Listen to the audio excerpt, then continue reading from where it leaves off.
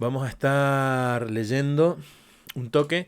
Hoy un cuento, como muy bien dice la descripción de lo que estamos haciendo, vamos a leer el Tlön Uqbar Orbis Tertius, que es un texto que está en el libro Ficciones de Borges, que es del año 1944, y vamos a estar leyendo entonces el Tlön. Pero antes vamos a comentar un poquito el análisis, y para eso vamos a la pantalla de lectura. Ahí está. Tal como el título del libro y el prólogo lo indican, Tlön Uqbar y Orbis Tertius es un cuento fantástico, pero no al estilo de los relatos del siglo XIX que exploraron las posibilidades del terror, sino a modo de juego que va de lo literario a lo filosófico.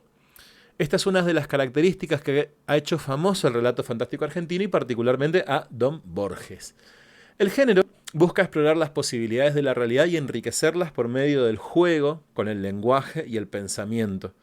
En ese sentido, y en primera instancia, el TLOM, a partir de ahora, todas las veces decir TLOM, cuando nombra el texto entero, propone al lector la exploración de mundos posibles, con sus propias reglas y sus propios sistemas de intelección, es decir, propia religión, filosofía, ciencia y literatura, que se desprenden de nuestra propia realidad.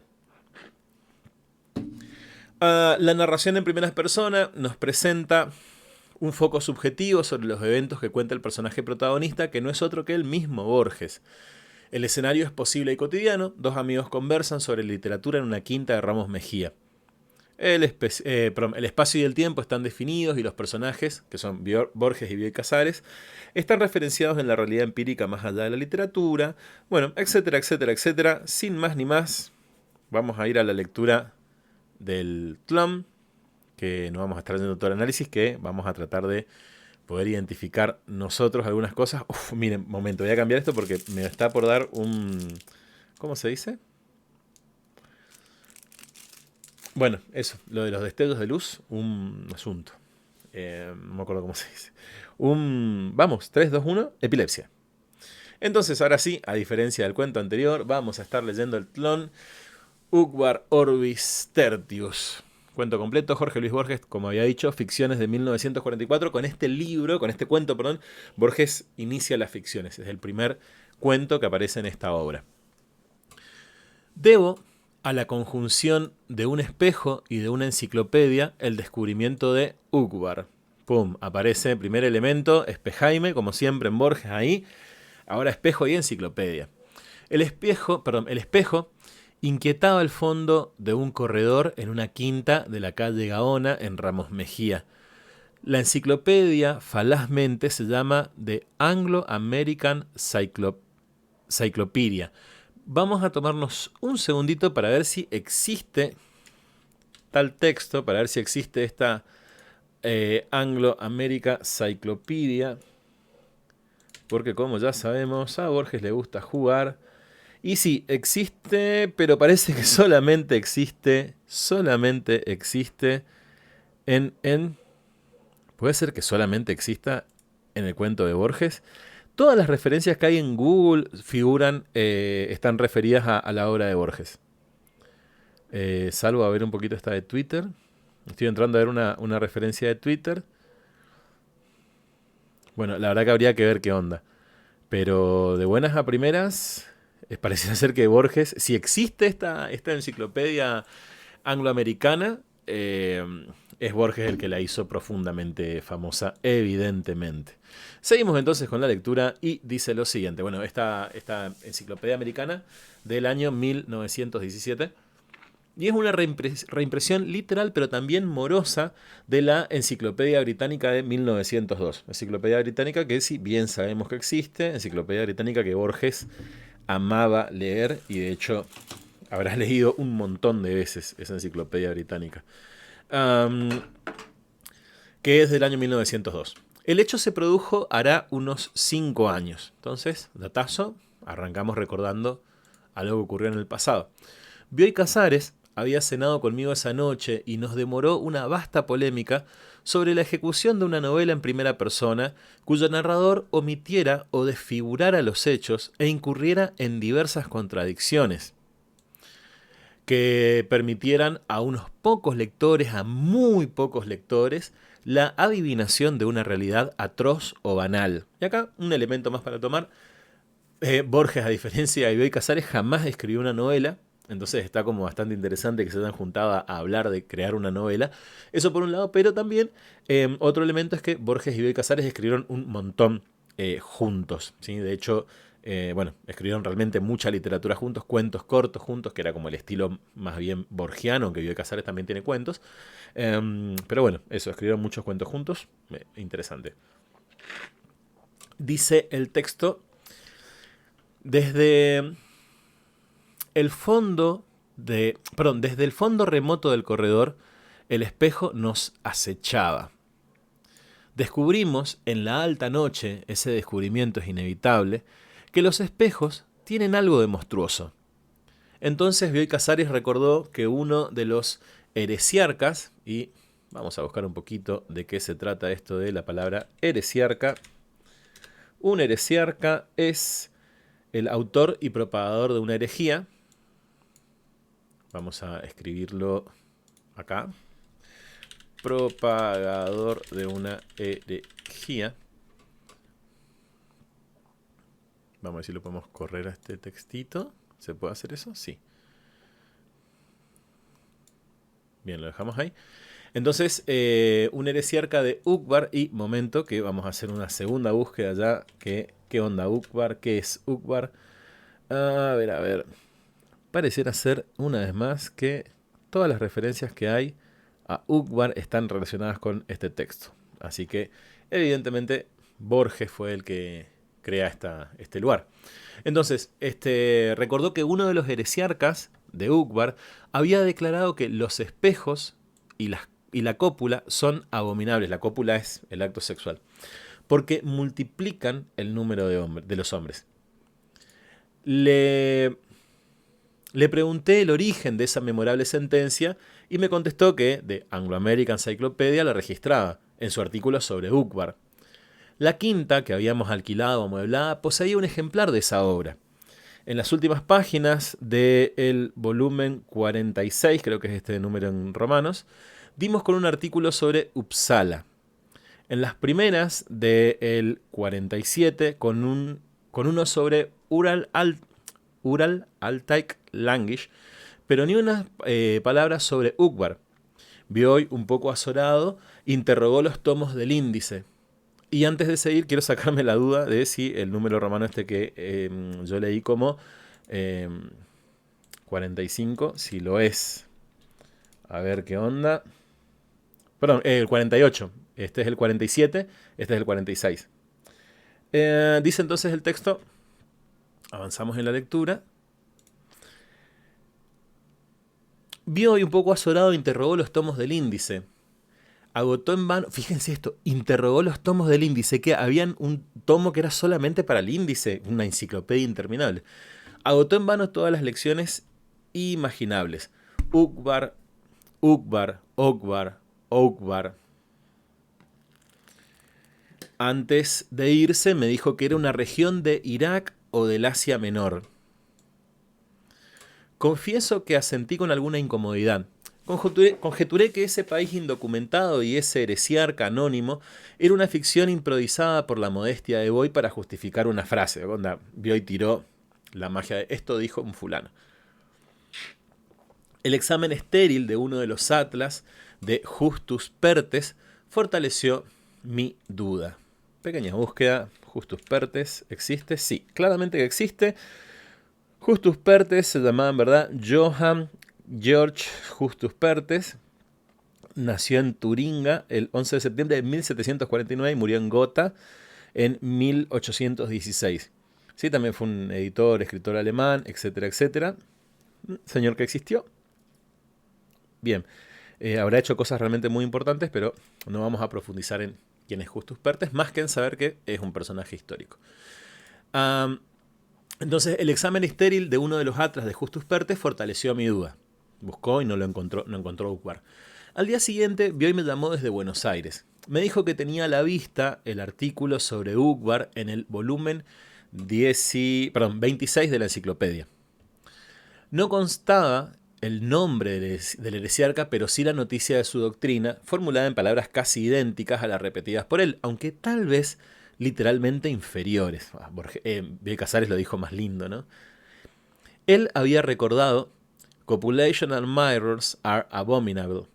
El texto de la enciclopedia decía: para unos de esos gnósticos, el visible universo era una ilusión, o más precisamente un sofisma.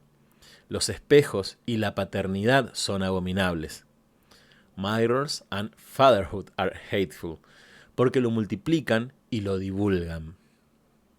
Le dije, sin faltar a la verdad, que me gustaría ver ese artículo. A los pocos días lo trajo, lo cual me sorprendió porque los escrupulosos índices cartográficos de la Herdunke de Ritter ignoraban con plenitud el nombre Uqbar. Bien, vamos a búsqueda. ¿Qué significa la palabra? Bien, Herdunke. Bueno, no sabría bien qué significa Erdunke, pero existe la palabra claramente. Y si busco Erdunke de Ritter, Ritter fue un geógrafo, ¿sí? Carl Ritter, y escribió el Erdunker, que no sé qué significará, pero existe también, y bueno, era un cartógrafo. Entonces esto, ¿no? El Erdunke de este buen hombre ignoraba con plenitud el nombre de Uqbar. El volumen que trajo Bioy era efectivamente el 26 de la Anglo-American Encyclopedia. En la falsa carátula y en el lomo, la indicación alfabética TORS, UPS, es decir, empieza con la sílaba TORS y termina en UPS, me imagino, era la de nuestro ejemplar. Pero en vez de 917 páginas, constaba de 921. 21. Esas 4 páginas adicionales comprendían artículos sobre Uqbar. ¡Wow! Entonces esto, ¿no? Bioy Casares tiene una edición de la Anglo-American Encyclopedia que tiene 4 páginas más donde aparece lo relatado sobre Uqbar, pero que Borges no. No previsto, como habrá advertido el lector, por la indicación alfabética. Comprobamos después que no hay otra diferencia entre los volúmenes. Los dos, según creo haber indicado, son reimpresiones de la 10ª Enciclopedia Británica. Ok, exactamente tienen el mismo ejemplar. Bioy había adquirido su ejemplar en unos tantos remates. Perdón, Bioy, no Borges, Bioy. Leímos con algún cuidado el artículo. El pasaje recordado por Bioy era tal vez el único sorprendente. El resto me parecía muy poco verosímil, muy ajustado al tono general de la obra y, como es natural, un poco aburrido. Releyéndolo, descubrimos bajo su rigurosa escritura una fundamental vaguedad. De los 14 nombres que figuraban en la parte geográfica, solo reconocimos 3: Jorasán, Armenia, Erzurum, interpolados en el texto de un modo ambiguo. De los nombres históricos, uno solo: el impostor Esmerdis el mago. Y obviamente que vamos a googlear. Esmerdis, el impostor Esmerdis el mago. Esmerdis el mago en la historia de Heródoto. Esmerdis, vamos a la entrada de la Wikipedia. También llamado Bardía o Bardija, fue un rey de Persia de la dinastía Arqueménida. Su nombre en griego se ha impuesto al tradicional persa, debido en parte a las formas aplastadas al griego de los autores clásicos. Bueno, un momento, pero este es Esmerdis el mago, tal vez ese es otro. Bien, la referencia que encuentro acá es del Tlön. Sí, otra referencia sobre el Tlön. Bueno, pareciera ser que Esmerdis el mago es una referencia borgiana solamente. Entonces continuamos con la lectura. Entonces esto, ¿no? El impostor Esmerdis el mago, invocado más bien como una metáfora. La nota parecía precisar las fronteras de Uqbar, pero sus nebulosos puntos de referencia eran ríos y cráteres y cadenas de esa misma región. Leímos, verbigracia, que las tierras bajas de Tsai Haldun y el delta del Aqsa definen la frontera del sur y que en las islas de ese delta procrean los caballos salvajes. Eso al principio de la página 918. En la sección histórica, página 920, supimos que a raíz de las persecuciones religiosas del siglo XIII, los ortodoxos buscaron amparo en las islas, donde perduran todavía sus obeliscos y donde no es raro exhumar sus espejos de piedra. ¡Wow! Necesito buscar esto de... ¿Existen los espejos de piedra? ¿Qué onda con esto? Bueno, en Google la referencia que aparece son espejos que están así como decorados con piedra. Así que vaya uno a saber. Avancemos. La sección idioma y literatura era breve. Un solo rasgo memorable. Anotaba que la literatura de Ukvar era de carácter fantástico y que sus epopeyas y sus leyendas no se referían jamás a la realidad, sino a dos regiones imaginarias de Mlechnas y de Tlom. Y acá aparece Tlom, que es el otro nombre del texto. ¿Cómo arranca, no? Tlom. ¿Cómo se llama el cuento? Tlom, Ukvar, Orbis Tertius.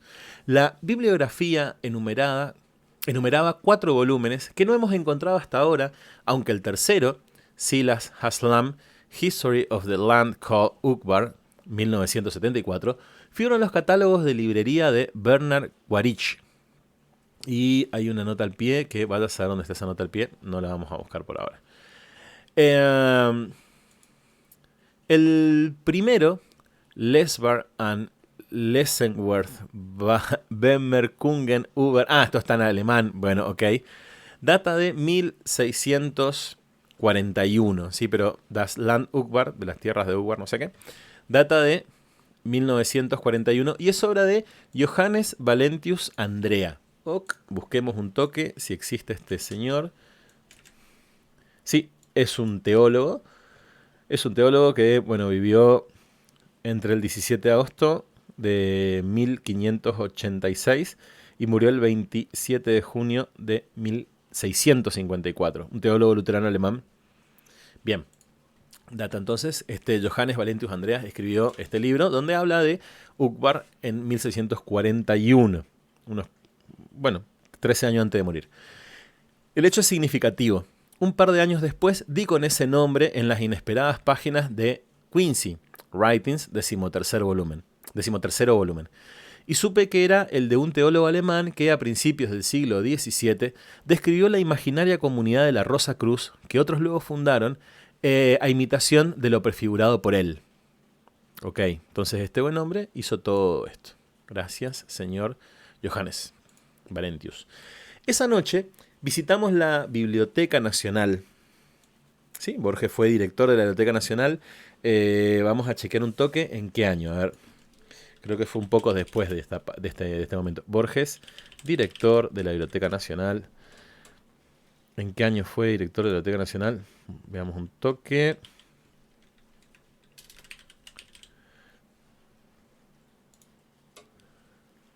Borges también se desempeñó el cargo de director desde 1955 a 1973.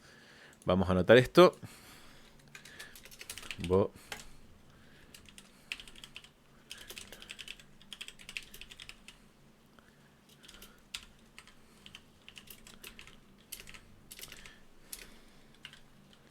Espero que dirigió se escribe con G, claramente.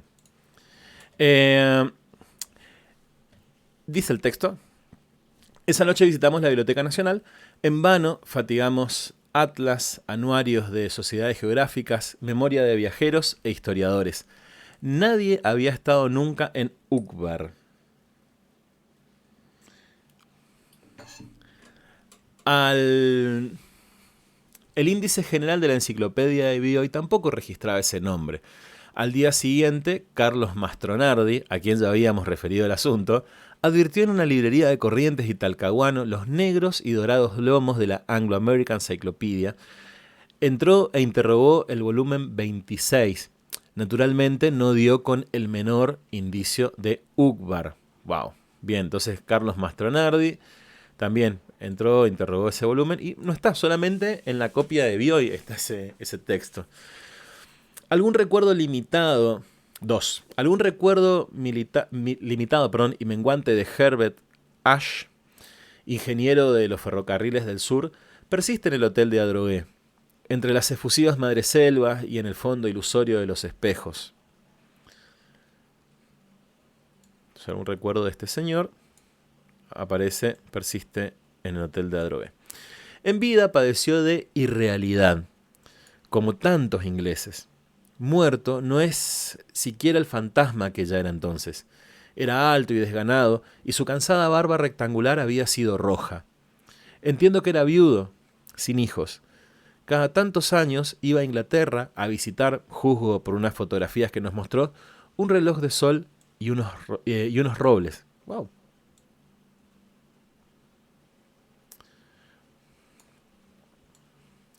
Mi padre había estrechado con él, el verbo es excesivo, una de las amistades inglesas que empiezan por excluir la confidencia y que muy pronto omiten el diálogo. Solían ejercer un intercambio de libros y de periódicos, solían batirse al ajedrez taciturnamente. Lo recuerdo en el corredor del hotel con un libro de matemáticas en la mano, mirando a veces los colores irrecuperables del cielo. Una tarde hablamos del sistema duodecimal de enumeración, en el que 12 se escribe 10. Ash dijo que precisamente estaba trasladando no sé qué tablas duodecimales a sexagesimales, en las que 60 se escribe 10. Agregó que ese trabajo le había sido encargado por un noruego, en Río Grande do Sul. Oh. Esto es Brasil, ¿no? 8 años que lo conocíamos y no había mencionado nunca su estadía en esa región. Hablamos de vida pastoril, de capangas, de la etimología brasilera de la palabra gaúcho, que algunos viejos orientales todavía pronuncian gaú, como lo acabo de decir yo, gaúcho en lugar de gaucho, ¿no? La primera dice gaucho y después dice gaúcho. Y nada más se dijo. Dios me perdone, de funciones duodecimales. En septiembre de 1937, no estábamos nosotros en el hotel, Herbert Ashe murió de la rotura de un aneurisma. Días antes había recibido del Brasil un paquete sellado y certificado. Era un libro en octavo mayor. ¿Qué quiere decir un libro en octavo mayor? Borges, explíquese por favor. Un libro en octavo mayor. Ah, bien, parece que es una forma de encuadernar. ¿Qué es un libro en octavo mayor? Para hacer un octavo, una pieza de papel... A ver, acá.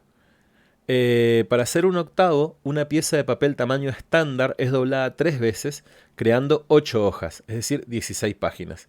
Un libro cuyas medidas aproximadamente son de 11 por 16 centímetros. Y esto ya es un derroche de magia. Ah, no la tengo acá. Un momento, estoy buscando, pero no tengo acá. No lo tengo acá.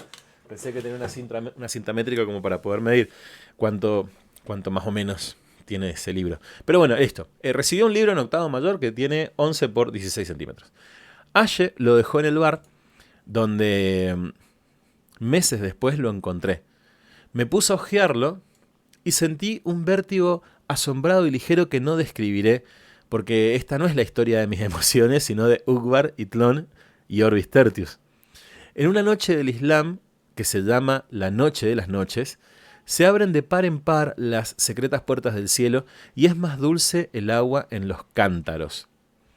Si esas puertas se abrieran, no sentiría lo que en esa tarde sentí. ¡Wow! Hermoso. El libro estaba redactado en inglés y lo integraban 1001 páginas. En el amarillo lomo de cuero leí estas curiosas palabras que la falsa carátula repetía.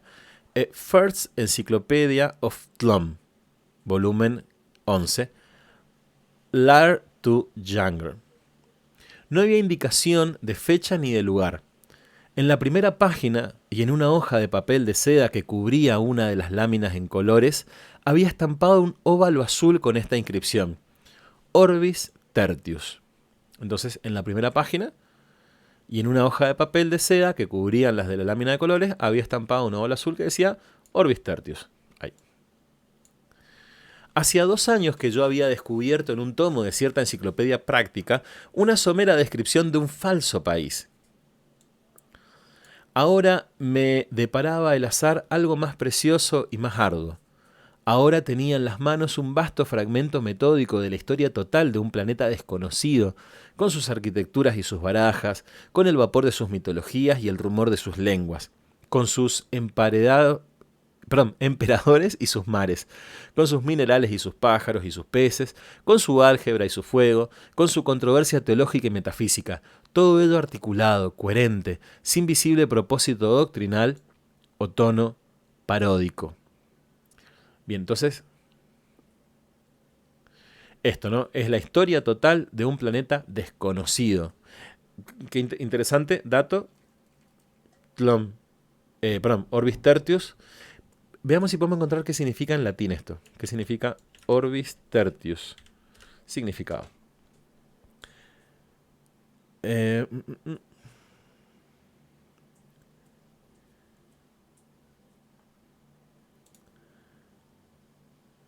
Bueno, la verdad es que no sé. Habría que hacer una búsqueda como más extensa probablemente. Porque puse que... a ver. Traducir Orbis Tertius. Ah, bien, perfecto. Orbis Tertius significa el tercer mundo. ¿Sí? Obviamente es una palabra en latín. Orbis Tertius, tercer mundo. Eso lo vamos a anotar acá porque creo que es la primera vez que aparece. Significa tercer mundo. Ok. Seguimos entonces. En el 11º tomo de que hablo hay alusiones a tomos ulteriores y precedentes. Néstor Ibarra, en un artículo ya clásico de la NRF, no sé qué es, ha negado que existen esos aláteres, es decir, los tomos anteriores y posteriores. Ezequiel Martínez Estrada y Drew La Rochelle han refutado, quizá victoriosamente, esa duda. El hecho es que hasta ahora las pesquisas más diligentes han sido estériles. En vano hemos desordenado las bibliotecas de las dos Américas y de Europa. Alfonso Reyes, harto de esas fatigas subalternas de índole policial, propone que entre todos acometamos la obra de reconstruir los muchos y macizos tomos que faltan. Ex unge leonem. Vamos a ver qué significa esto. Desde la punta de un león. Calcula, eso según la traducción de Google, ¿sí? Por un momento. Acá. Calcula entre veras y burlas, sí, entre cosas verdaderas y burlas, que una generación de tlonistas puede bastar. Ese arriesgado cómputo nos retrae el problema fundamental. ¿Quiénes inventaron a Tlön?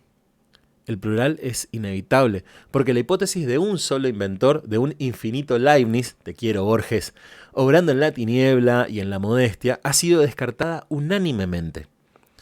Se conjetura, Leibniz es el filósofo racionalista, ¿sí? Un filósofo de la modernidad. Se conjetura que este breve New World es obra de una sociedad secreta de astrónomos, de biólogos, de ingenieros, de metafísicos, de poetas, de químicos, de algebristas, de moralistas, de pintores, de geómetras, dirigidos por un oscuro hombre de genio.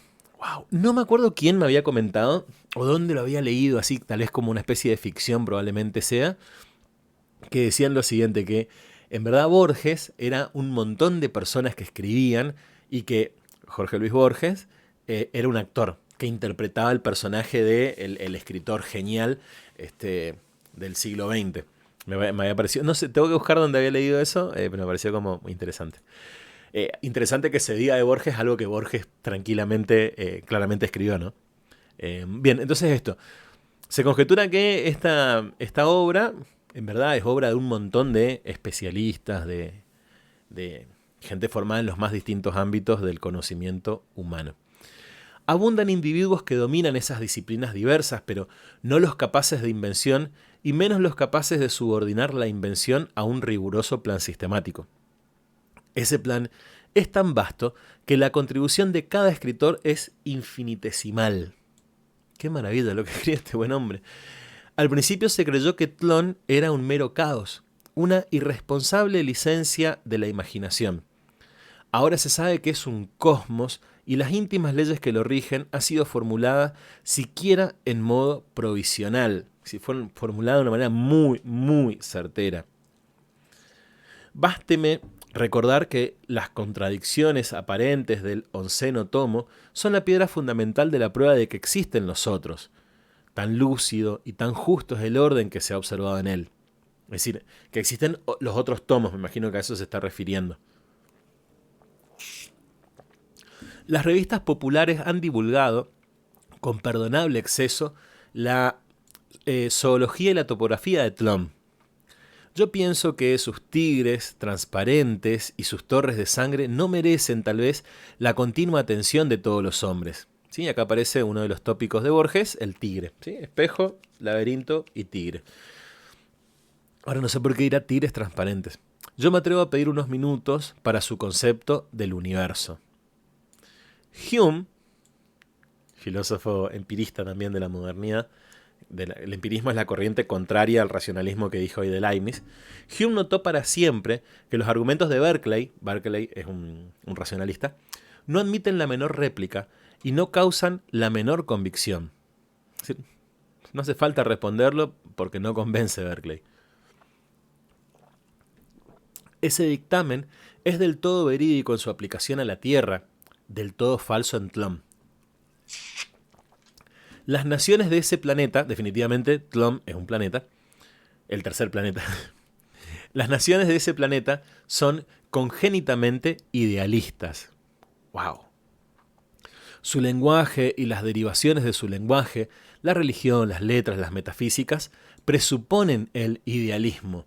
Claro, y acá se entiende un poquito cómo este texto, lo había comentado yo en la lectura creo que del sur, es un texto como súper árido, para arrancar, voy a empezar a leer a Borges, voy a arrancar con el primer cuento que aparece en Ficciones, y uno se encuentra con esto, probablemente uno no tenga ganas de seguir leyendo, pero está lleno de genialidades este tipo, este cuento, este tipo, todo. Dice, el mundo para ellos no es un concurso de objetos en el espacio. Y acá voy a empezar a leer un poquito lento porque se están metiendo en cuestiones filosóficas profundas, se está metiendo Borges. El mundo para ellos no es un concurso de objetos que están en el espacio. Es una serie heterogénea de actos independientes. Es decir, cada cosa está ahí metida o está ahí puesta, pero que no es causa y consecuencia, pareciera ser. ¿Es eso lo que quiere decir? Que es una serie heterogénea de actos independientes. Es sucesivo, temporal, no espacial. No hay sustantivos en la conjetural Usprache, no sé si se pronunciará así, me imagino que no, porque esto probablemente sea alemán. Usprache, vamos a ver qué significa. Traducir, Usprache. A ver.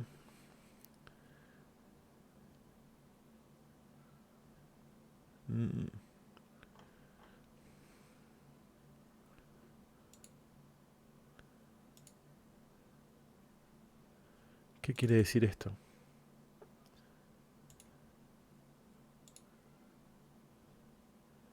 ¿Puede ser que Usprache sea lengua de origen? Claro, no hay sustantivos en la conjetural Usprache, en la conjetural lengua de origen de Tlön. Eso es una palabra alemana, definitivamente. Un momento, lo voy a escribir acá para no olvidarme después, porque después ocurre que sería como lengua de origen.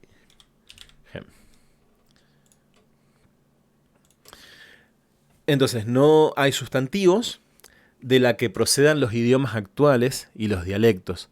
Hay verbos impersonales, calificados por sufijos o prefijos, monosilábicos de valor adverbial. Acá desconozco por completo este tipo de cosas, como me gustaría saber, tener más herramientas. Por ejemplo, no hay palabra que corresponda a la palabra luna, pero hay un verbo que sería en español lunecer o lunar.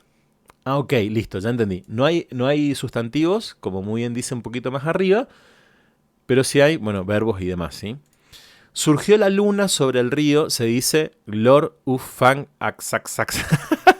Lo épico, así se dice esto, surgió la luna sobre el río. Hermoso. O sea, en su orden. Hacia arriba, upward, detrás, duradero, fluir, luneció. Esa es la traducción. Hacia arriba, detrás, duradero, fluir, luneció. Hermoso. Hermoso juego. Xul solar traduce con brevedad. Up atrás, perfluye luna. Upward behind the onstream it mooned. Hermoso. Upa atrás. ¿Por qué upa? ¿Qué significa? Upa, momento, momento. Tal vez por ahí uno dice siempre upa, upa, y upa significa justamente esto. Upa de significado. Por ahí tal vez estamos descubriendo una palabra nueva. O sea, dice lo siguiente. Upa es para esforzar a levantar algún peso o levantarse. Mira, cuando dicen upa, upa, es literal que no es un modo de hablar, sino que existe esa palabra en la RAE. Épico. Entonces, upa, tras perfluye luno. Lo anterior se refiere a los idiomas del hemisferio austral. En los del hemisferio boreal, de cuya usprache, la lengua original, hay muy pocos datos en el 11º tomo. La célula primordial no es el verbo, sino el adjetivo monosilábico. El sustantivo se forma por acumulación de adjetivos. No se dice luna, se dice aéreo claro, sobre aéreo oscuro redondo o anaranjado tenue del cielo o cualquier otra agregación. Entonces, luna no se dice luna, sino que se dice aéreo claro, sobre oscuro redondo o anaranjado tenue del cielo. En el caso elegido, la masa de adjetivos corresponde a un objeto real. El hecho es puramente fortuito. En la literatura de este hemisferio, como en el mundo subsistente de Meinong, busquemos qué significa quién es Meinong. Meinong. Alexius Meinong fue un filósofo que, bueno, también del siglo, entre el siglo XIX y el siglo XX, filósofo y psicólogo austríaco. Bien, simplemente voy a leer esto que lo estoy sacando de la página de Cielo, que es como un buscador de artículos. Dice, Meinong afirma que se puede decir que hay objetos que tienen existencia, otros que tienen subsistencia, y finalmente otros que no tienen ni existencia ni subsistencia, no tienen ser alguno, como es el caso de los objetos imposibles que ni existen ni subsisten. Wow, pum. Borges, la cantidad de cosas que leyó este tipo, qué hermoso que es. Entonces, en la literatura de este hemisferio, como en el mundo subsistente de Meinong, abundan los objetos ideales, convocados y disueltos en un momento, según las necesidades poéticas. Los determina a veces la mera simultaneidad. Hay objetos compuestos de dos términos, uno de carácter visual y otro de carácter auditivo, el color del naciente y el remoto grito de un pájaro. Los hay de muchos, el sol y el agua contra el pecho del nadador, el vago rosa trémulo que se ve con los ojos cerrados, la sensación de quien se deja llevar por un río y también por el sueño. Esos objetos de segundo grado pueden combinarse con otros. El proceso, mediante ciertas abreviaturas, es prácticamente infinito. Hay poemas famosos compuestos de una sola palabra enorme. Esta palabra integra un objeto poético creado por el autor. El hecho de que nadie crea en la realidad de los sustantivos hace, paradójicamente, que sea interminable su número. Los idiomas del hemisferio boreal de Tlön poseen todos los nombres de las lenguas indoeuropeas y otros muchos más. No es exagerado afirmar que la cultura clásica de Tlön comprende una sola disciplina, la psicología. Las otras están subordinadas a ella. He dicho que los hombres de ese planeta conciben el universo como una serie de procesos mentales que no se desenvuelven en el espacio, sino de modo sucesivo en el tiempo. Spinoza, un filósofo también racionalista moderno, atribuye a su inagotable divinidad los atributos de la extensión y del pensamiento. Nadie comprendería en Tlön la yuxtaposición del primero, que solo es típico de ciertos estados, y del segundo, que es un sinónimo perfecto del cosmos. ¿Sí? Entonces, esta idea de la extensión y el pensamiento, si la extensión es lo que ocupa un lugar en el espacio y el pensamiento no ocupa un lugar en el espacio, entonces esto, ¿no? Entonces nadie comprendería esta yuxtaposición que hace Spinoza, que lo usa como un sinónimo perfecto del cosmos. ¿Sí? El todo, para Spinoza, tiene las características de ser ocupar un lugar en el espacio, pero además ser pensamiento. Dicho sea, con otras palabras, no conciben que lo espacial perdure en el tiempo. La percepción de una humareda en el horizonte y después del campo incendiado y después del cigarro a medio apagar que produjo la quemazón es considerado un ejemplo de asociación de ideas. Es decir, la idea es cigarro humeando, se prende fuego el campo, veo el humo desde lejos, ¿sí? Hay una asociación de ideas entre una cosa y la otra, hay una sucesión. Este monismo o idealismo total invalida la ciencia. Explicar o juzgar que un hecho es unirlo a otro, esa vinculación, ¿sí? Entonces, vamos de nuevo, explicar un hecho es unirlo a otro. Entonces esto, ¿no? Hierve el agua, ¿por qué hierve el agua? Bueno, porque la pava está en el fuego. Entonces el hecho de que el agua hierva está explicado por otro hecho que unimos. Esa vinculación en Tlön es un estado posterior del sujeto, que no puede afectar o iluminar al estado anterior. Todo estado mental es irreductible. Qué difícil texto este, ¿no? Se mete con ideas como tan profundas. Todo estado mental es irreductible. El mero hecho de nombrarlo, de clasificarlo, importa un falseo. El mero hecho de nombrarlo importa un falseo. De ello cabría deducir que no hay ciencias en Tlön, ni siquiera razonamientos. La paradójica verdad es que existen en casi innumerable número. Con las filosofías acontece lo que acontece con los sustantivos en el hemisferio boreal. El hecho de que toda filosofía sea de antemano un juego dialéctico, una Philosophie des Alls Ob, vamos a buscar esto que significa, por ahí yo debería saberlo, pero no lo sé. Está escrito por un señor que se llama Hans Weininger, algo así. Fue un filósofo alemán, más conocido como un estudioso de Kant, y su filosofía, esto, ¿no? Filosofía des als ob significa filosofía como sí. Vamos a ver un poquito.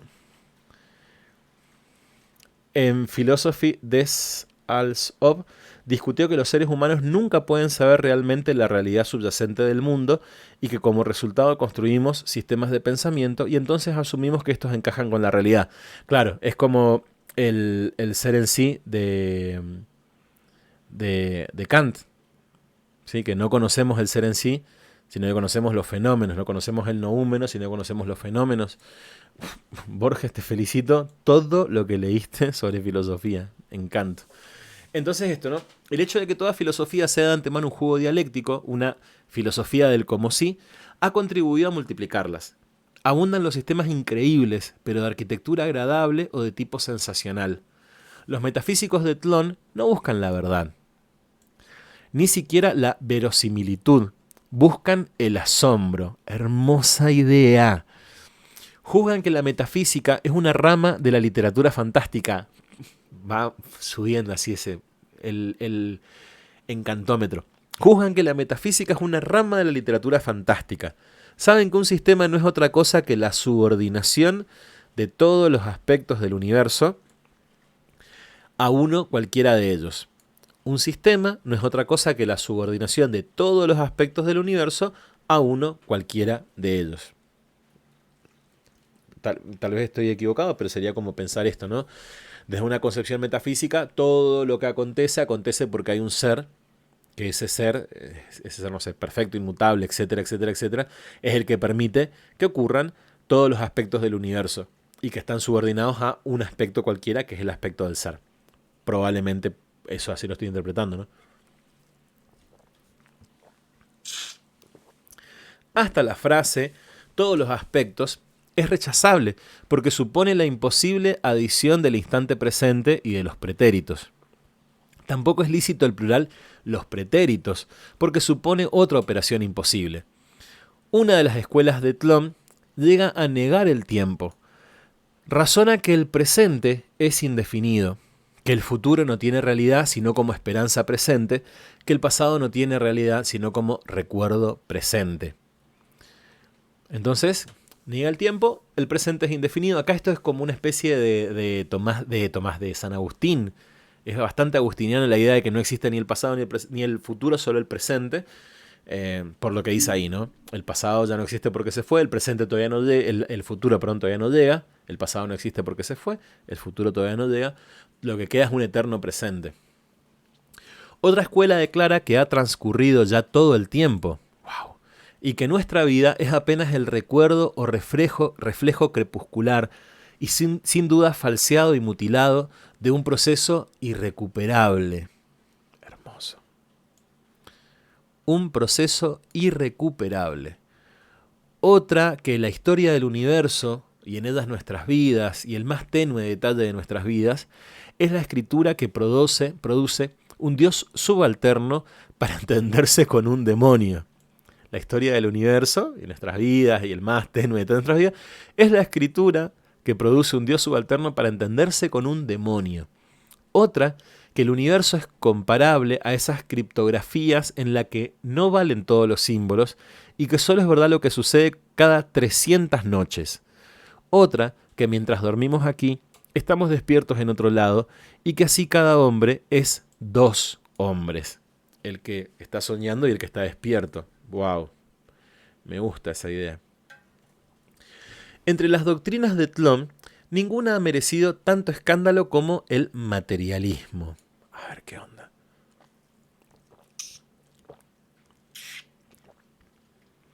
Algunos pensadores lo han formulado con menos claridad que fervor, como quien adelanta una paradoja. Para facilitar el entendimiento de esta tesis inconcebible, un heresiarca del XI siglo ideó el sofisma de las 9 monedas de cobre, cuyo renombre escandaloso equivale en Tlön al de las aporías eleáticas. Hermoso, hermoso. De ese razonamiento especioso hay muchas versiones que varían el número de monedas y el número de hallazgos. He aquí la más común, y acá vamos a ver un poquito de qué va esto, ¿sí? Antes, ¿no? Lo de las aporías eleáticas, Borges está encantado con Zenón de Elea, que de ahí viene la palabra eleática, es el gentilicio de Elea. Y la aporía de Zenón es la que se refiere a... Voy a checar la data, pero recuerdo que la aporía de Zenón es el planteo de si uno suelta una flecha y esa flecha recorre una cierta distancia, después en otro punto recorre la mitad, y en otro punto recorre la mitad, de la mitad y en la mitad.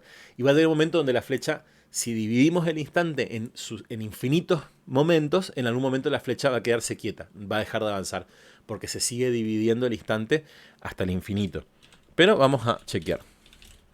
Aporía de Zenón. Claro, esto. Se suele llamar aporía a los razonamientos de Zenón de Elea, aunque él no usa ese nombre, sobre la imposibilidad del movimiento. En la aporía, que es una dicotomía, se afirma que antes de recorrer una distancia hay que recorrer su mitad. Para recorrer la mitad hay que recorrer la mitad de esa distancia, y para recorrer la mitad de esa distancia hay que recorrer antes la mitad. Entonces hay un momento donde dividimos prácticamente hasta el infinito, sí, hasta el infinito, esas mitades, y hay un momento donde la flecha va a dejar de avanzar. A Borges esto le había parecido como un juego mental increíble, y evidentemente acá lo pone en el Tlön. Entonces esto, ¿no? Vamos a ver de qué se trata. El martes, X atraviesa un camino desierto y pierde 9 monedas de cobre. El jueves, y encuentra en el camino 4 monedas, algo derrumbradas por la lluvia del miércoles. Ok, entonces... El martes un chabón pierde 9 monedas, el jueves encuentra 4 monedas, pero estaban derrumbradas porque el miércoles, el día del medio, había llovido. El viernes, Z descubre 3 monedas en el camino. Entonces tenemos 4 más 3, 7. Faltan 2. El viernes a la mañana, X encuentra 2 monedas en el corredor de su casa. Ahí hacemos las 9. El heresiarca quiere deducir de esa historia la realidad. It es la continuidad. Momento, vamos a chequear qué significa it es, porque tal vez ya debería saberlo, pero traducir it est. Eso es. Entonces, el heresiarca quería deducir de esa historia la realidad. Eso es la continuidad de las 9 monedas recuperadas. Es absurdo, afirmaba, imaginar que 4 de las monedas no han existido entre el martes y el jueves, 3 entre el martes y la tarde del viernes, 2 entre el martes y la madrugada del viernes.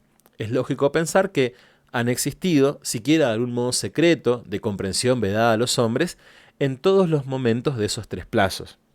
Claro, exactamente. El lenguaje de Tlön se resistía a formular esa paradoja. Los más no la entendieron. Los defensores del sentido común se limitaron al principio a negar la veracidad de la anécdota.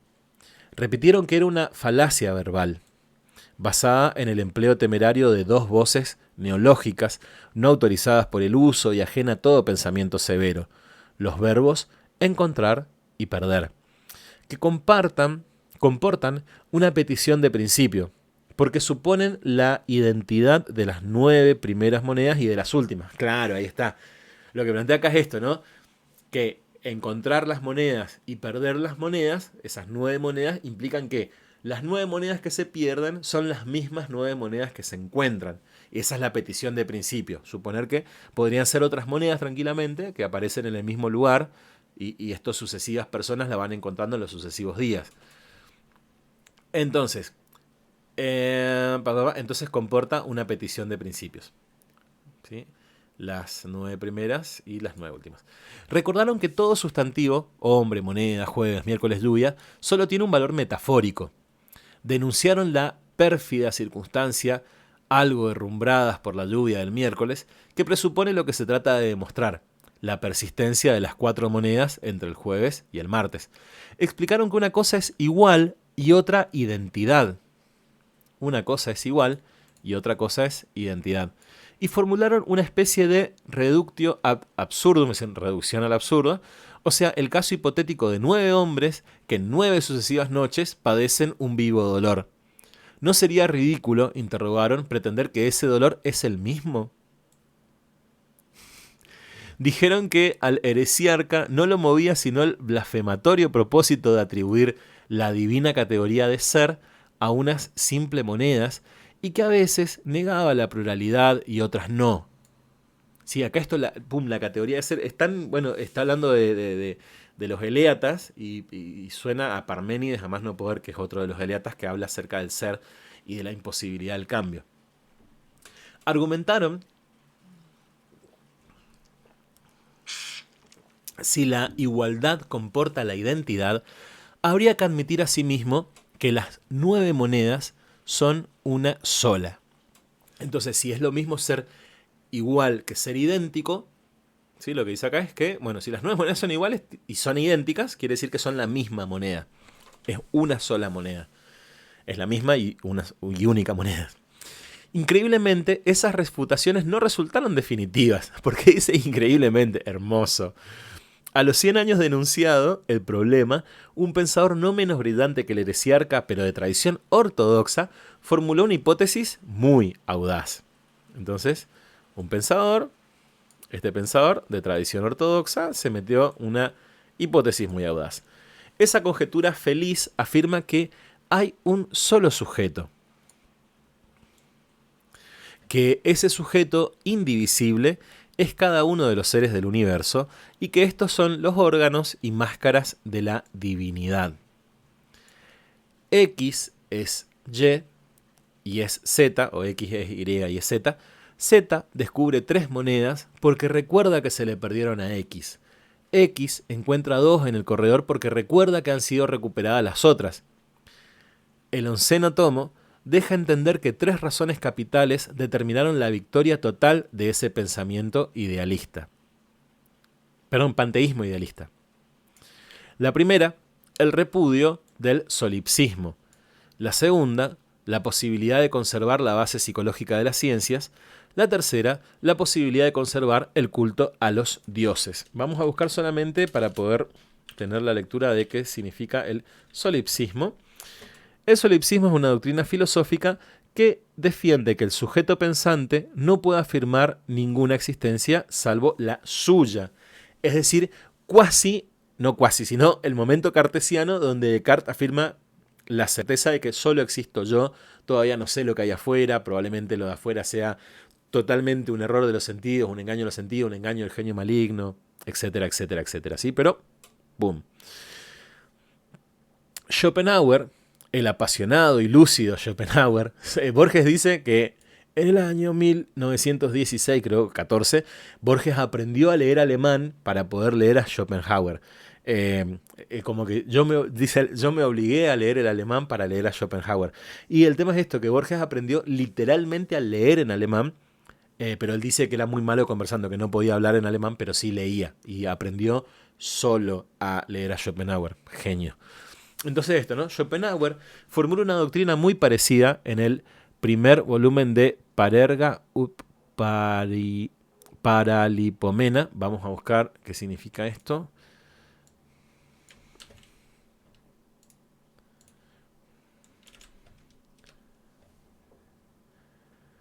Sí, Parerga y Paralipomena, literal, así es como se traduce. Y dice que son escritos filosóficos menores de Schopenhauer. ¿Y qué significa Parerga y Paralipomena? Especulación trascendente sobre la aparente intencionalidad en el destino del individuo. ¡Wow! Hermoso tema. Entonces esto, ¿no? Schopenhauer formula una doctrina muy parecida en el primer volumen de este texto. La geometría de Tlön, acá salimos de la filosofía y vamos a la geometría, comprende dos disciplinas algo distintas, la visual y la táctil. La última, es decir, la táctil, corresponde a la nuestra y la subordina a la primera. La base de la geometría visual es la superficie, no el punto. Esta geometría desconoce las paralelas y declara que el hombre que se desplaza modifica las formas que lo circundan.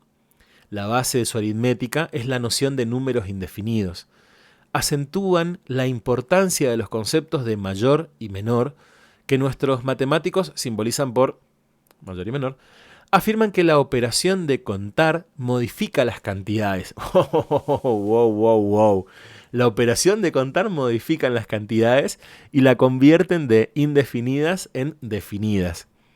El hecho de que varios individuos que cuentan una misma cantidad logran un resultado igual es para los psicólogos un ejemplo de asociación de ideas o de buen ejercicio de la memoria. Ya sabemos que en Tlön el sujeto del conocimiento es uno y eterno.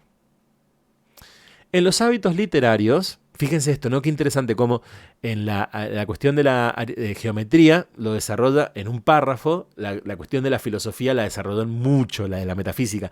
Escribió muchísimo. Gracias, Borges. Ahora vamos con la literatura, a ver qué onda. ¿Qué cuenta de la literatura de Tlön?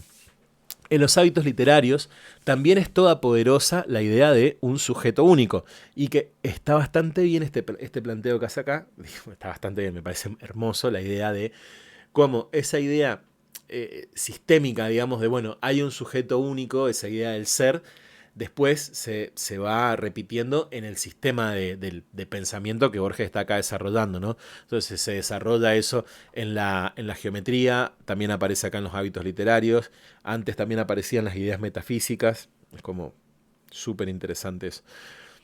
Entonces esto, ¿no? En los hábitos literarios también es toda poderosa la idea de un sujeto único. Es raro que los libros estén firmados. No existe el concepto del plagio. Se ha establecido que todas las obras son obras de un solo autor, que es intemporal y es anónimo. La crítica suele inventar autores. Elige dos obras disímiles, el Tao Te Ching y Las Mil y una Noche, digamos, las atribuye al mismo escritor y luego determina con probabilidad la psicología de ese interesante hombre de letras.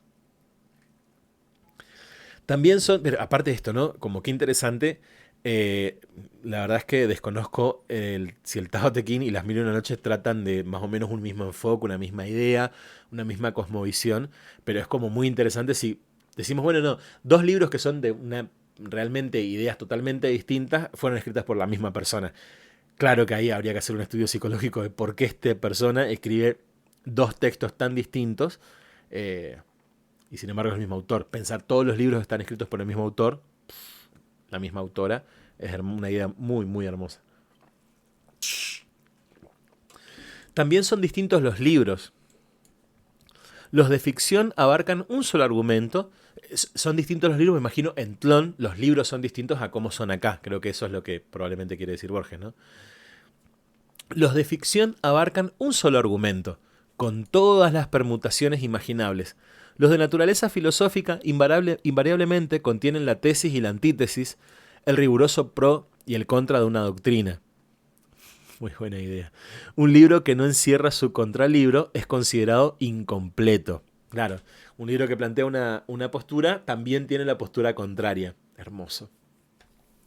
Siglos y siglos de idealismo no han dejado de influir en la realidad. No es infrecuente en las regiones más antiguas de Tlön la duplicación de objetos perdidos. Dos personas buscan un lápiz, la primera lo encuentra y no dice nada. La segunda encuentra un segundo lápiz, no menos real, pero más ajustado a su expectativa. Esos objetos secundarios se llaman Ronir y son, aunque de forma desairada, un poco más largos. Hasta hace poco los Ronir fueron hijos casuales de la distracción y del olvido. Parece mentira que su metódica producción cuente apenas 100 años, pero así lo declara el 11º tomo. Los primeros intentos fueron estériles. El modus operandi, sin embargo, merece recordación. El director de una de las cárceles del estado comunicó a los presos que en el antiguo lecho de un río había ciertos sepulcros y prometió la libertad a quienes trajeran un hallazgo importante. Durante los meses que precedieron a la excavación, les mostraron láminas fotográficas de lo que iban a hallar.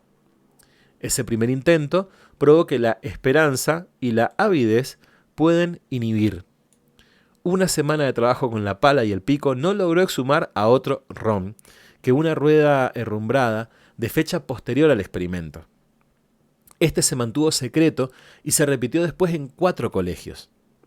En 3 fue casi total el fracaso. En el 4, cuyo director murió casualmente durante las primeras excavaciones, los discípulos exhumaron o produjeron una máscara de oro, una espada arcaica, 2 o 3 ánforas de barro y el verdinoso y mutilado torso de un rey con una inscripción en el pecho que no se ha logrado aún descifrar.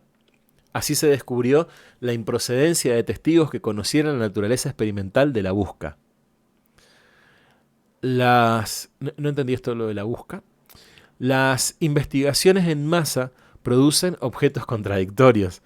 Ahora se prefieren los trabajos individuales y casi improvisados. La metódica elaboración de Ronir, dice el 11º tomo, ha prestado servicios prodigiosos a los arqueólogos. Ha permitido interrogar y hasta modificar el pasado, que ahora no es menos plástico y menos dócil que el porvenir.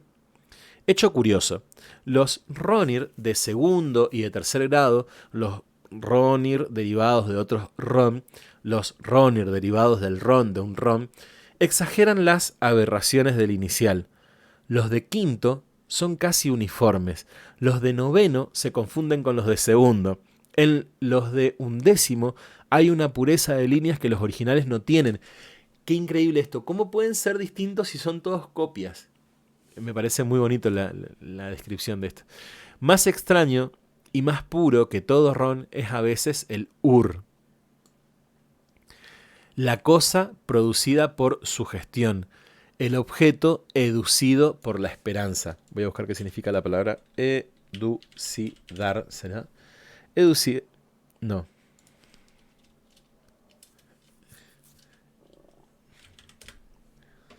Sacar algo de otra cosa.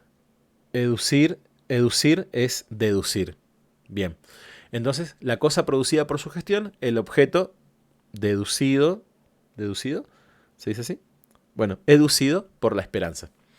La gran máscara de oro que he mencionado es un ilustre ejemplo. Las cosas se duplican en Tlön.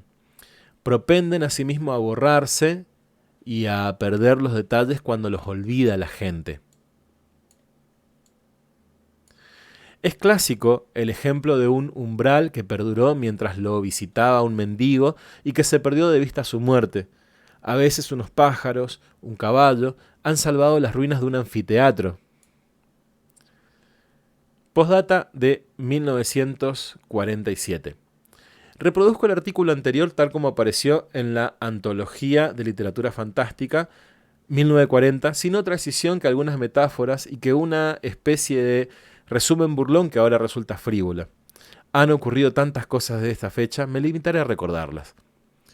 En marzo de 1941 se descubrió una carta manuscrita de Gunnar Erfurt en un libro de Hinton que había sido de Herbert Ashe. Herbert Ashe era el inglés que no me acuerdo qué, pero ya lo nombró. El sobre tenía el sello postal de Ouro Preto. Este claro era el que vivió en Río Grande do Sul. Entonces el sobre tenía el sello postal de Ouro Preto. La carta elucidaba enteramente el misterio de Tlön. Bien, vamos a marcar esto. Y esto.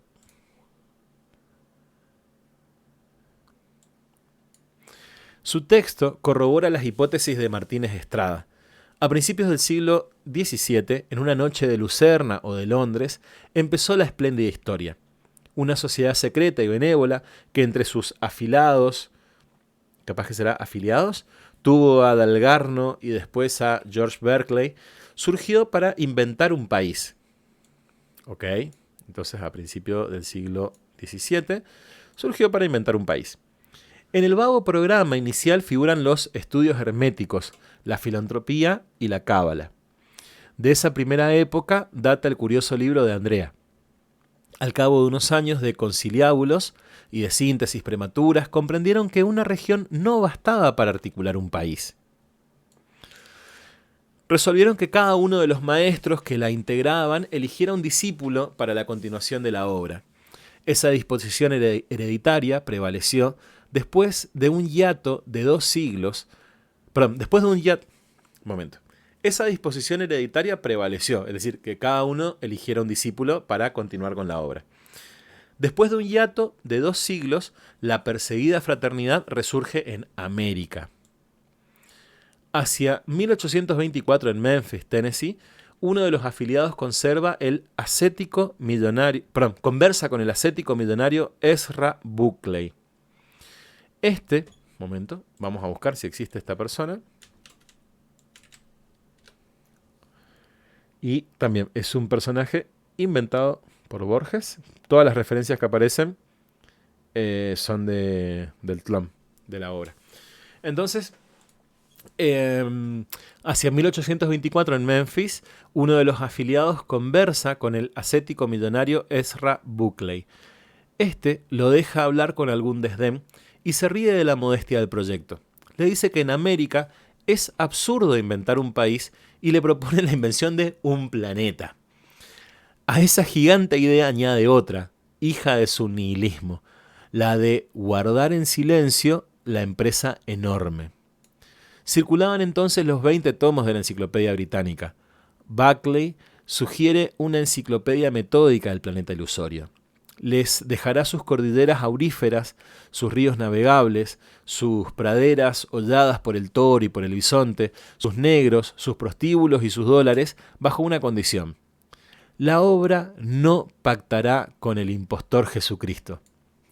Buckley descree de Dios, pero quiere demostrar al Dios no existente que los hombres mortales son capaces de concebir un mundo. Interesante idea. Buckley es envenenado en Baton Rouge en 1828. En 1914, la sociedad remite a sus colaboradores, que son 300, el volumen final de la primera enciclopedia de Tlön.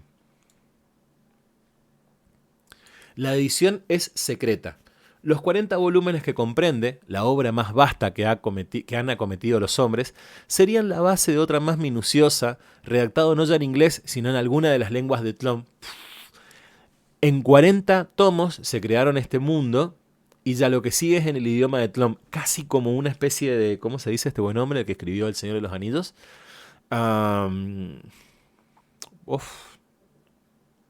Bueno, se me borró de la cabeza. El Señor de los Anillos. Me da vergüenza buscar esto, pero no importa.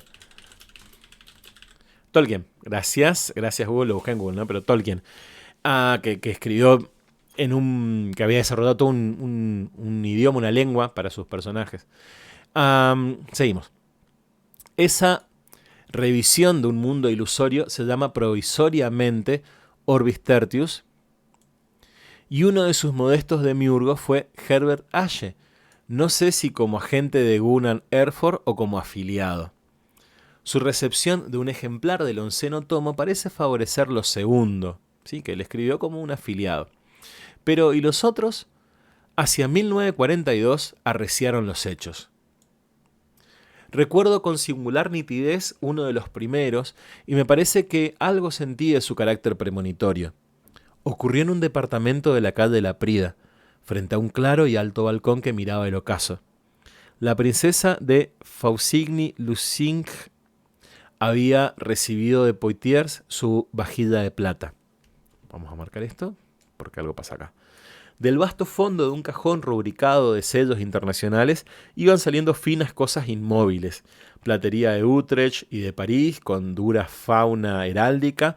Un samovar, ¿qué significa samovar? Es un utensilio típico de Rusia para hervir agua y conservarla caliente para el té. Como una especie de tetera. Sí, es como una especie de tetera. Entre ellas, con un perceptible y tenue temblor de pájaro dormido, latía misteriosamente una brújula. La princesa no la reconoció. La aguja azul anhelaba el norte magnético. La caja de metal era cóncava. Las letras de la esfera correspondían a uno de los alfabetos de Tlön. Tal fue la primera intrusión del mundo fantástico en el mundo real. Un azar que me inquieta hizo que yo también fuera testigo de la segunda. Ocurrió unos meses después, en la pulpería de un brasilero en la Cuchilla Negra. Amorim y yo regresábamos de Santa Ana. Una creciente del río Tacuarembó nos obligó a probar y a sobrellevar esa rudimentaria hospitalidad. Claro, creció el río y no podían cruzar. El pulpero nos acomodó unos catres crujientes en una pieza grande, entorpecida de barriles y cueros. Se tuvieron que quedar en la casa del Amorim. Nos acostamos, pero no nos dejó dormir hasta el alba la borrachera de un vecino invisible, que alternaba denuetos inextricables con rachas de milonga, más bien con rachas de una sola milonga. Como es de suponer, atribuimos a la fogosa caña del patrón ese griterío insistente. A la madrugada el hombre estaba muerto en el corredor. La aspereza de la voz nos había engañado. Era un muchacho joven. En el delirio se le habían caído del tirador unas cuantas monedas y un cono de metal reluciente del diámetro de un dado. Un cono de metal reluciente del diámetro de un dado. En vano un chico trató de recoger ese cono. Un hombre apenas acertó a levantarlo. Yo lo tuve en la palma de la mano algunos minutos. Recuerdo que su peso era intolerable y que después de retirado el cono, la opresión perduró. Tenía el conito, se lo sacó y seguía sintiendo el peso. Me recuerda a la película Inception, el cono de... no el cono, tenía como una especie de trompo.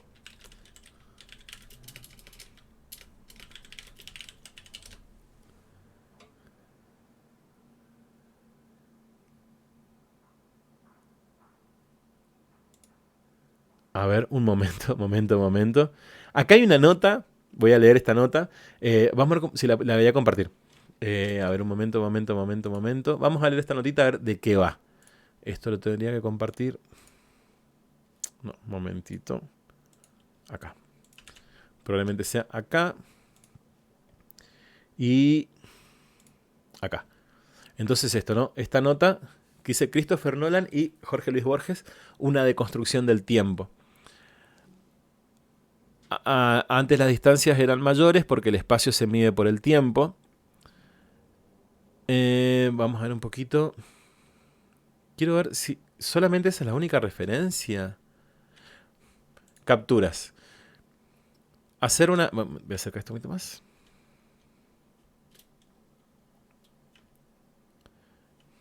Momento que esto está realmente... Se está viendo muy mal, ¿eh? Ahí, vamos a dejarlo ahí. Dice capturas. Hacer una construcción sobre el tiempo no es algo nuevo. La literatura, a consecuencia de esto, es prácticamente infinita, pero la manera en que Borges se apropia de ella es única. Los referentes son muchos, por nombrar un ejemplo: el sur, las ruinas circulares, la biblioteca de Babel, el jardín nacional de Serunga, un sueño, etc. El genial escritor argentino tocó el tema una y otra vez. Eh, ta, ta, ta, ta, ta, ta. Momento, quiero buscar simplemente...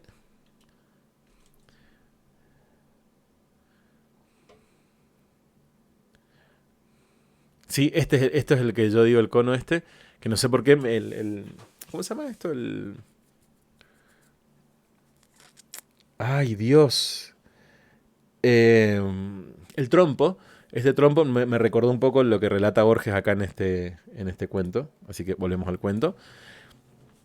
También recuerdo el círculo preciso que me grabó en la carne. Esa evidencia de un objeto muy chico y a la vez pesadísimo dejaba una impresión desagradable de asco y de miedo. Un paisano propuso que lo tiraran al río Correntoso. Amorín lo adquirió mediante unos pesos. Nadie sabía nada del muerto.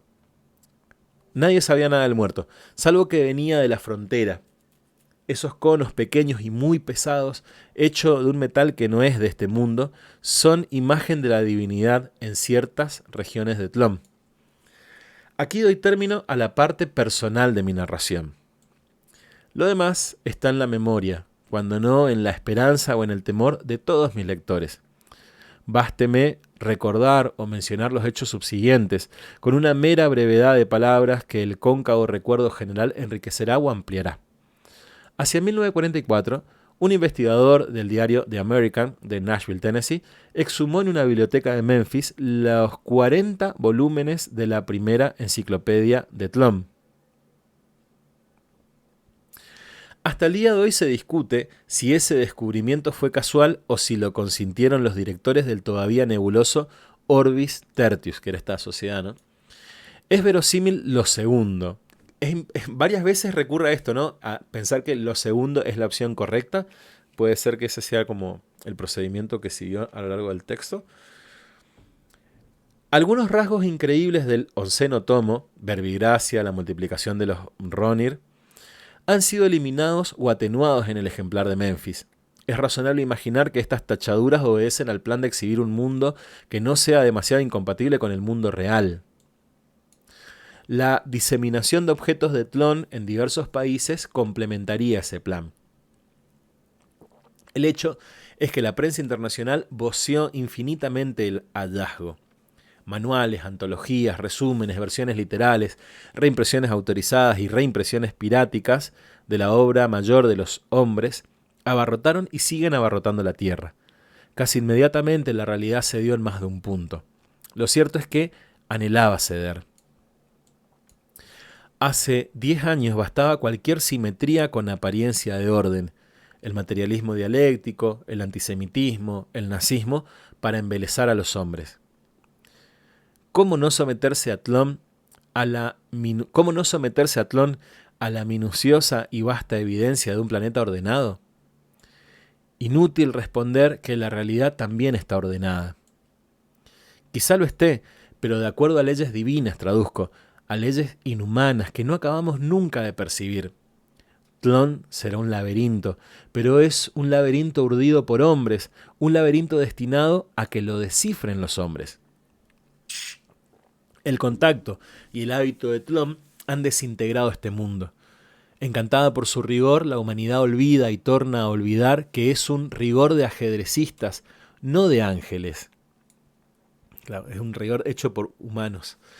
Ya ha penetrado en las escuelas el conjetural idioma primitivo de Tlön. Ya la enseñanza de su historia armoniosa y llena de episodios conmovedores ha obliterado a lo que presidió mi niñez. Ya en las memorias un pasado ficticio ocupa el sitio de otro, del que nada sabemos con certidumbre, ni siquiera que es falso. Han sido reformadas la numismática, la farmacología y la arqueología. Entiendo que la biología y las matemáticas aguardan también su avatar. Una dispersa dinastía de solitarios ha cambiado la faz del mundo. Su tarea prosigue. Si nuestras previsiones no erran, de aquí a 100 años alguien descubrirá los 100 tomos de la segunda enciclopedia de Tlön. 100 tomos. Entonces desaparecerán del planeta el inglés y el francés y el mero español. Me quedé sin batería en la cámara, así que le voy a seguir leyendo igual. El mundo será Tlön. Yo no hago caso. Yo sigo revisando en los quietos días del hotel de Adrogué una indecisa traducción quevediana que no pienso dar a la imprenta del Urn Burial de Brown. Y ahí termina. Voy a volver a leer el final. Entonces desaparecerá el planeta, el inglés y el francés y el mero español. El mundo será Tlön. Yo no hago caso. Yo sigo revisando en los quietos días del hotel de Adrogué una indecisa traducción quevediana que no pienso dar a la imprenta del Urn Burial de Brown. Vamos a buscar un poco qué es esto del Urn Burial de Brown. Pero me parece como muy interesante esta idea de que en un futuro va a haber como una sola visión de la realidad. Sería un poco eso como el final de la historia. Pareciera ser que el Urn Burial de Brown, bueno, si no, parece que es una falsificación literaria, pareciera ser. Es posible que sea así. Es muy posible que sea una falsificación literaria. Pero esto, ¿no? Para cerrar, este final me parece como súper interesante. Este mundo tan complejo que crea Borges, donde desarrolla la filosofía, la matemática, la literatura, donde no solamente eso, juega con ideas donde la región sur de Tlön percibe la realidad a través del lenguaje de una manera completamente distinta a cómo percibe la realidad la región boreal, que sería la región del norte. Eso me parece realmente increíble. Y esto, ¿no? Esta idea final de que Tlön no fue creado por un dios, sino que fue creado por ajedrecistas, y que al final Tlön, el idioma de Tlön y la realidad de Tlön se va como a fagocitar la realidad nuestra. Me parece una idea muy encantadora, como cierra el cuento Borges. Bueno, sin más ni más, esta fue la lectura del Tlön Uqbar Orbis Tertius. Espero que lo hayan disfrutado. Si quieren dejar algún comentario, pueden dejarlo en la caja de comentarios. Alguna idea, algo, algún aporte, será más que bien recibido. Entonces, hemos leído un nuevo cuento de Borges, el primer cuento con el que arranca la obra Ficciones de 1944, que es como el primer gran libro de cuentos que escribe Borges y que lo hace extremadamente conocido. Antes ya había escrito también poesía y demás, pero el Ficciones es como, su primer gran obra. La que le sigue es el Aleph, o el Aleph, depende cómo sea la pronunciación. Sin más ni más, en algún momento vamos a leer también algunos cuentos del Aleph, pero primero vamos a ir con Ficciones. Sin más ni más, si te gustó puedes suscribirte. Gracias a las personas que estuvieron mirando y a quienes van a verlo en YouTube. Un saludo para todos y espero que estén realmente muy, pero muy bien.